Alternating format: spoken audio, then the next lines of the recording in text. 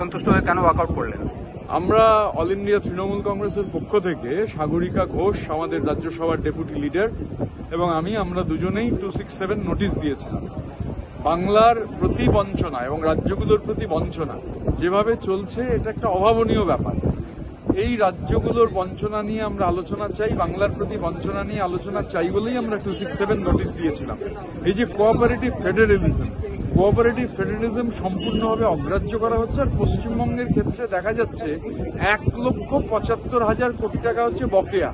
এ টাকা আটকে রাখা যায় না। এটা বাংলার মানুষের টাকা, এটা দয়ার টাকা নয়, দাক্ষিণ্যের টাকা নয়, ভিক্ষার টাকা নয়, এটা বাংলার মানুষের হকের টাকা, প্রাপ্য টাকা, ন্যায্য টাকা। গায়ের জোরে এখন বাংলায় ওরা নির্বাচনের পর নির্বাচনে পরাজিত হবেন, বাংলার মানুষ ওদের পরাজিত করবেন। এই গায়ের জ্বালা মেটাবার জন্য, বাংলার মানুষকে ভাতে মারার জন্য টাকা আটকে রেখে দেবেন, এটা তো চলতে পারে না। আর দেশের পার্লামেন্ট এটা হাউস অব দ্য স্টেটসে হচ্ছে এই আলোচনা রাজ্যের টাকা আটকে রেখেছেন, অন্যান্য রাজ্যের টাকা আটকে রেখেছেন, আর আমাদের তো সর্বোচ্চ 1,75,000 টাকা আটকে রয়েছে। আমরা এই নিয়ে চর্চা চাই।